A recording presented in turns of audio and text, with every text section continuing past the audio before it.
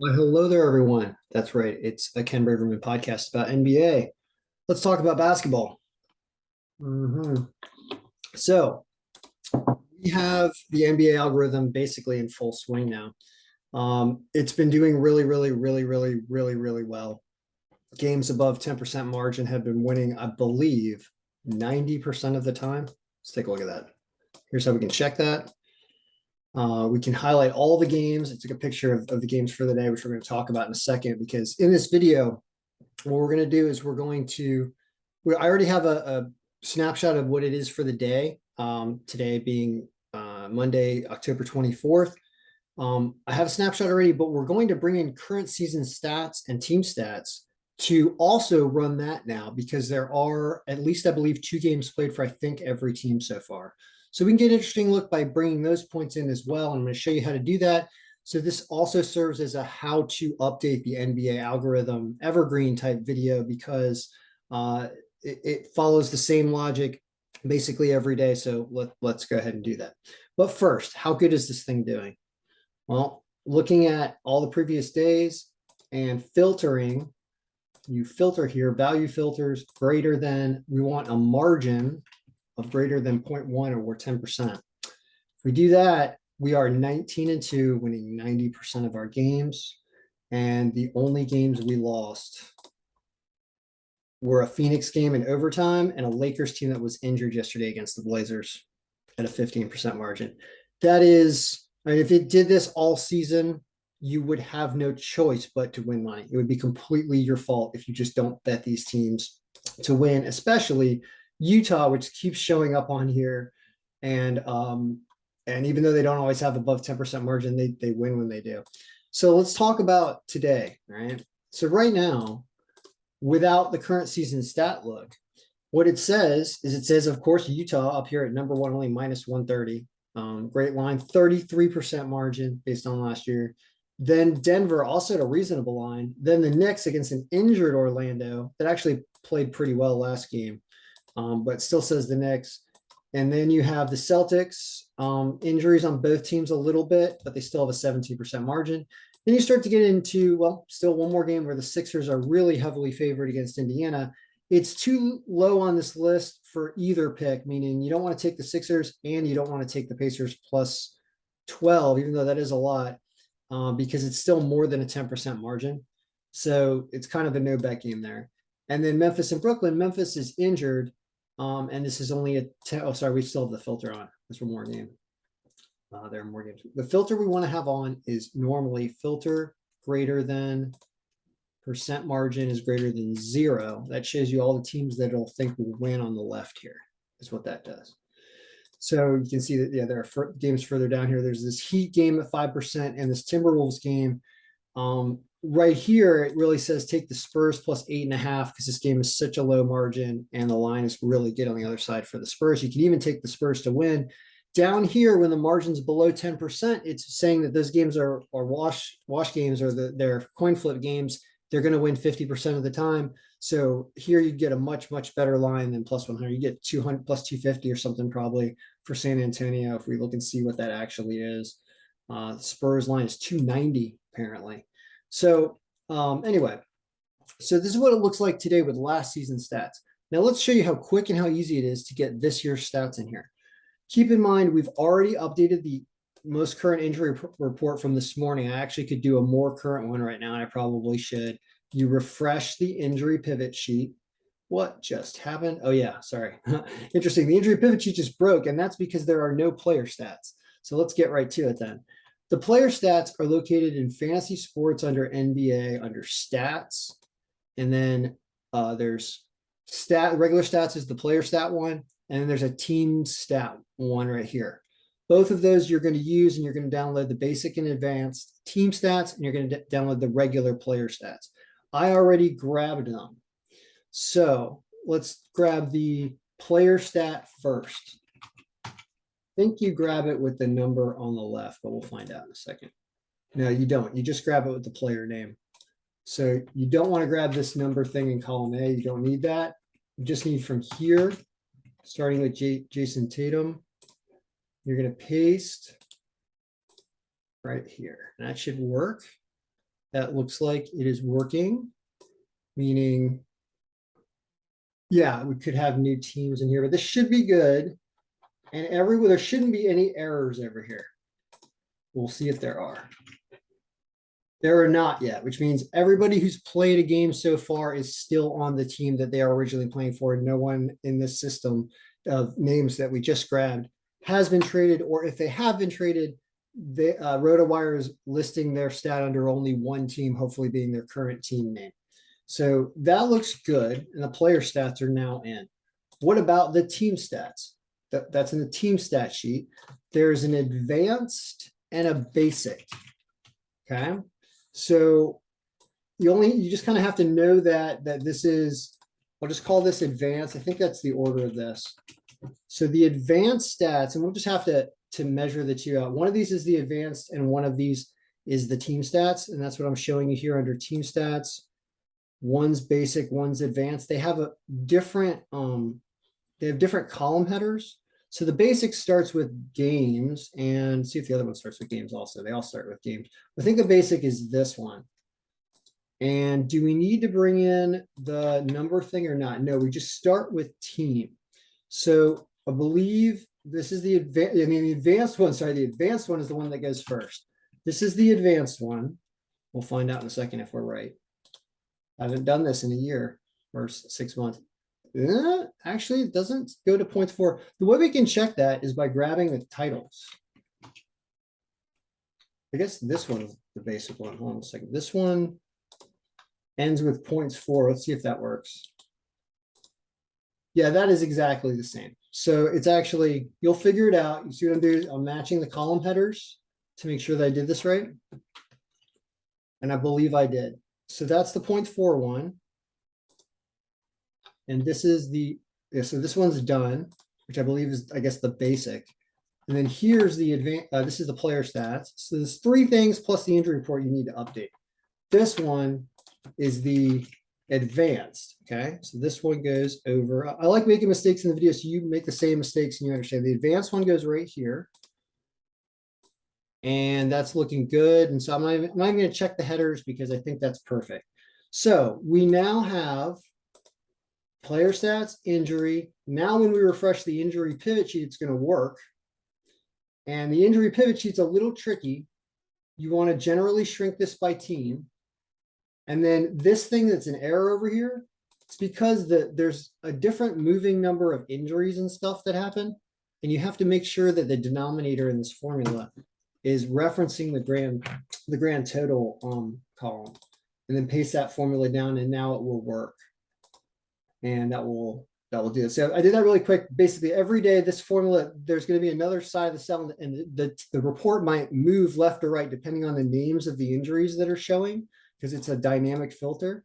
So you have to, you can see how there's an error there, and you got to put it right where it's supposed to go, which is the total of the respective column, a row that you are in, and then paste that formula down, and then it works. So that's how you get the injury report done. We just did the basic and the advanced team stats. And now we're looking at the standing sheet. So the standing sheet, it is talking to the team stat sheet that we just updated. So because it's talking to those, it's actually doing everything we need it to do. And unless we want to alter our percentage distribution of our variables or our weights of our independent variables, essentially, if this is a statistics program, this is where you're backfilling different weights on different stats, like win, loss, possession, margin of victory, all kinds of stuff that's in here.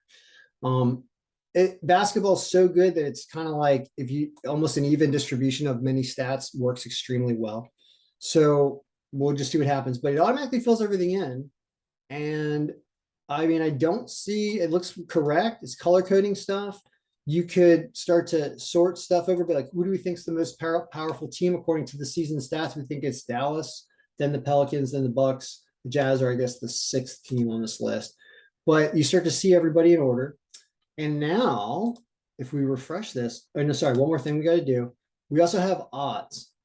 I'm gonna go grab odds right now.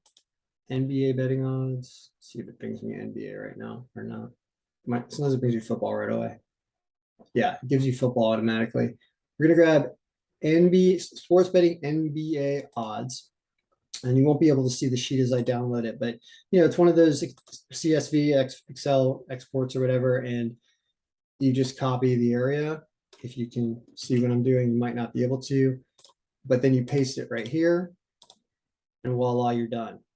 So now that we've done that, the last thing we do is we repaste this in the cube because we now have new predictions.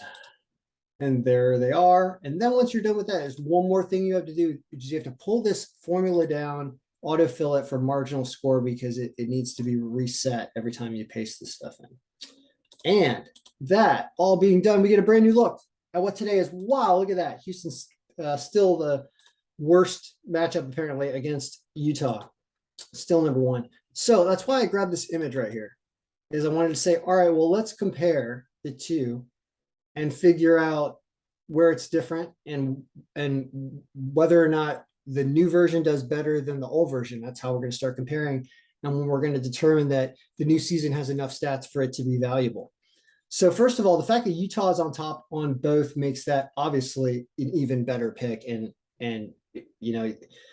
at a 26% margin in the new version and a 33% margin in the other version, if Utah loses tonight, hey, it's basketball. Anything can happen any game. So you're never going to win 100% of the time. But the algorithm is good, and that's what the algorithm says. And the algorithm says they win by 17. So start to keep track of our scores. This algorithm says that they win by 20. The old one says they win by 20. The new one says they win by 17, but they score more. So we're going to start keeping track of things like that to figure out if the new version is working. Eventually, the new version will work better. It's just a question of, I don't want to throw away the old one when it's working so well so far this season. Boston is now way higher. Not way higher. They had a 17% margin out to it. They're a little bit higher. And apparently they're 100%. Who's 100% healthy? The Bulls went healthier for some reason. So one thing that I think we should use for the new season is the new health, because the new health is going to be properly using the denominator. Some guys that got traded or retired that are still in this list, that's screwing up our health percentages. So we should absolutely use the health percentage here in this one for sure, and should not use it in the old one. And yeah, you can see we're going to migrate to the new season very, very fast. We'll see. It might even be tomorrow. So the Celtics are up here, but the Bulls are fully healthy.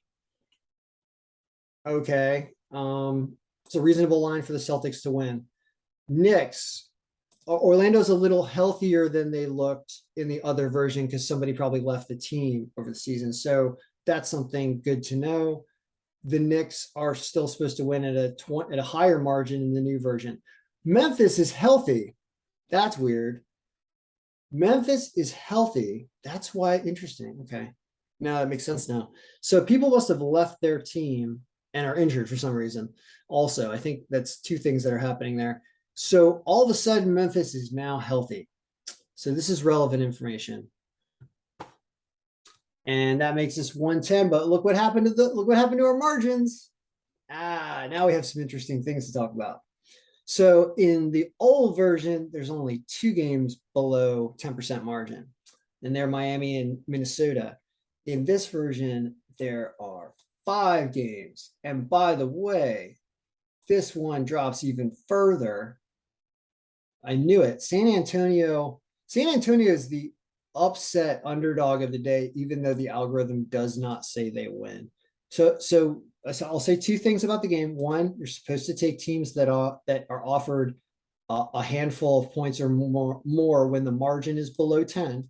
So that San Antonio definitely fits into that. Whoa, Indiana is 6-10 and favored in this. Whoa. So that requires a straight bet on Indiana, and then your round robin has Indiana plus 12.5. So you got Indiana plus 12.5. You've got San Antonio plus 8. These games are pick'em games, and the lines are not great either way. You could take Portland plus 4. Wow, Denver's the one that moves around. Whoa. So Denver has a massive move from last year to this year. And that is going to be the watch game of the day, along with this Pacer game. Okay, so these two games will determine whether or not it is time to switch to the new version tomorrow. We're definitely switching to the new health numbers. Those are accurate. So that is 100% coming in. Whether or not the new margin and new power are going to be used, as you can see, we got powers down at the 60s. This is certainly skewed and weighted early in the year, but knowing those things might help you tremendously. So the newer version says that the newer version says this game's a toss-up, and really, if 4.5 is not a ton of points. If it was like 10 points for Portland, you take it, but not necessarily 4.5. Plus, they're a little injured, so that's not really the play. And that game, if it's closer than expected, then the new algorithm is right, even if Denver wins, in my opinion, there because of the injuries on Portland. The Miami game is a complete toss-up, and it slightly favors Miami, so that's the same thing down here, basically. So it's not happening there. San Antonio is moved down a little bit, actually. No, but it's a 2% margin though. No, San Antonio's actually moved up. It's a 5% margin down here and a 2% margin up here. So San Antonio, it is saying more likely they cover this game and only lose by a point or something, and maybe win. It says Indiana wins at a 7% margin. That's the pivot game right there. If Indiana beats the Sixers, then you have no choice but to go with the new version on Tuesday. And just forget about this one completely, because this one has the Sixers up here at a 14% margin. So I don't think the Sixers have played that many games. Where are they? Philly is 1-2. They've played 3 games. They've lost 2 of them. So I'm going to make some bets now. I made bets that were wrong. I took Denver, which clearly you weren't supposed to do. I did not take Indiana and do anything in this game. You're supposed to put something. That's the big underdog pick of the day. The Jazz are supposed to hang on and win, actually by a lot. So as you can see, really interesting stuff. It's the 24th, so there's another week of doing this, and then I really want everyone to use resources like this video to update the file yourselves and run with it and start messing around with percentages and trying to get scores more accurate and just going berserk and doing your own thing. But so there's still the price on it for the rest of the month. After that, I'll put up a 1-day purchase. So if you have been updating it or you want a copy and you want the current day's copy, you'll be able to buy it probably for like $50 or something. And then if I haven't done it already for the day, I will do it for you and then send it out. This just allows me to not have to be doing it and emailing everyone every day. Because I want, as you see, college basketball's coming up. I still do hockey. I still do football. I'm trying to think if there's any other winter sports. I have a whole soccer thing that I haven't touched because it's just too busy. Baseball, thank goodness, is almost ending, and Carlos is taking care of that. And then March Madness comes, this March Madness tournament, and I have a whole bunch of other set of work things. So I just cannot be responding and doing all kinds of stuff every day for every sport. It's just not possible. But man, seeing stuff like this is really interesting, and I like the number of games in an NBA slate on a day. It is exciting to watch. There are a lot of things. I mean, I had to have my arm twisted to get into NBA just because someone was like, "Could you please do this? Could you please do this?" I'm like, "I could do this in like 2 hours with college basketball." They're like, "Well, do it," and I'm like, "All right."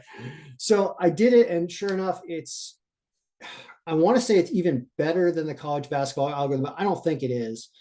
I think it's just that NBA is, I don't know, maybe it is. Maybe NBA is more predictable even because of the home factor seeming not to matter as much as you would think, and that being something people think matters. And I know it matters in college basketball. I'm just surprised to see that it doesn't really seem to matter in NBA. These guys are pros, I guess. All right, guys, good luck, everyone. May all your picks be winning. I'm not going to touch on NFL and NHL. This is a completely basketball video, but it's pretty clear, right? It's pretty clear what it says to do. I'm going to operate off the new version. May not be perfect, but I want to do it. Utah to win, Boston to win, Knicks to win. Now you're below 10%, so you can avoid Memphis, even though the line's pretty good. You can avoid it. because they are below 10%, and half of these games are going to win and half of them are going to lose. Well, because of that, you're supposed to take the Pacers plus 12.5 because that's craziness. San Antonio plus 8 because this margin's super low. And I personally have a little bias thinking that San Antonio is playing better this year than last year for sure. And then, so you got this 1, 2, 3, 4, 5. These are all the win. And that's it, because the Portland Denver game is too close to call and you don't get enough points. And the Miami Heat and Raptor game is too close to call. So, and then on top of that, you put a separate straight bet on Indiana because they are plus 600 and they're supposed to win this game according to the algorithm. So those are the things that you do. There's like a 5-team round robin in there and a straight bet. So, and historically, because we win 90% of our games over 10%, that means we win all 3 of these. It's very tough to lose one of these. We probably win all 3 of them. Maybe the Jazz like perhaps can't throw just undefeated season, but I don't know. I mean, it says they crush it, right? Those 3 win. Yeah, maybe the Pacers don't beat the Sixers. Maybe. Really, it's where you're going to see his choppiness is down here. You're going to go 2 and 3 or 3 and 2 is what's going to happen, and you do win overall if you bet everybody on the money line because Indiana's line is so crazy. So the point is we'll just take Indiana then, because when the algorithm says a team that's plus 600 is going to win the game and the margin is actually above 5%, you have to bet the plus 12.5, and you should bet the money line because. All right. So good luck, everybody. Go Pacers and Jazz. Go Jazz.